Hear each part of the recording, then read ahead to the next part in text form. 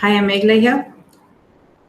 Today I'm going to handle this algebra part 2, that is quadratic equation. The quadratic equation is nothing but ax squared plus bx plus c equal to 0. This is what is an equation we have. And here the condition says that a should not be equal to 0, because once you make a equal to 0, then this becomes bx plus c equal to 0, then that is nothing but the linear equation or the line equation.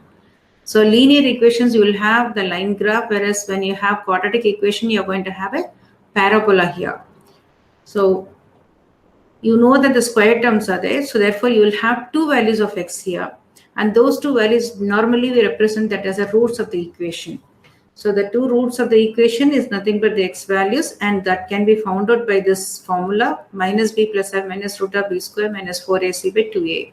So that plus or minus is going to give you the two values. When you put plus, it's going to be one value, and minus will give another value. So this particular part, which is within the root, that is b square minus 4ac, is going to determine whether you're going to have the real roots or imaginary roots. So that is quite important. So that's the reason we call that as a discriminant of the equation. Next, we are going to see here the discriminant part, that is when you have this b square minus 4ac equal to 0, then we say that root part is completely vanished, and therefore you will have only the real and the equal roots. When you have this discriminant value as greater than 0, that means the root value is existing and still it is positive. So you might have irrational or irrational values, but you will have real and the distinct roots, different roots. 2.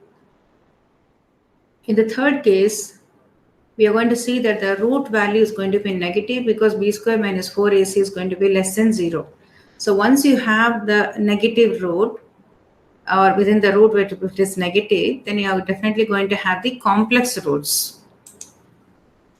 In terms of alpha beta, we are going to see how to solve this one.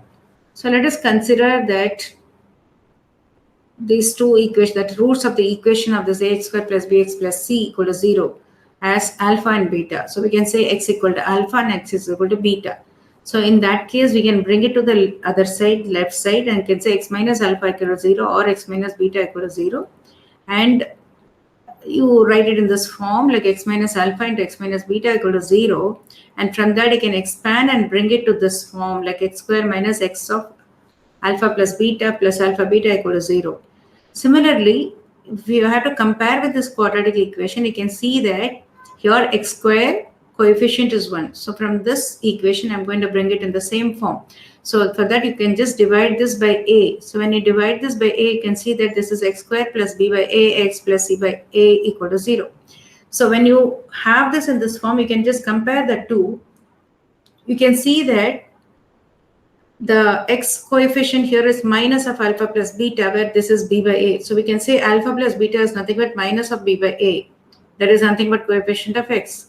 And the constant term, what you have, c by a, is nothing but alpha beta. So using this also, we can solve the problem easily.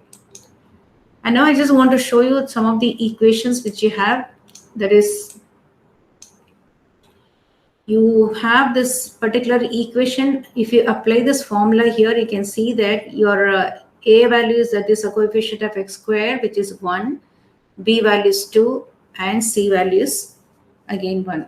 So this equations, this values, when you write it, like a equal to 1, b equal to 2, and c is equal to 1.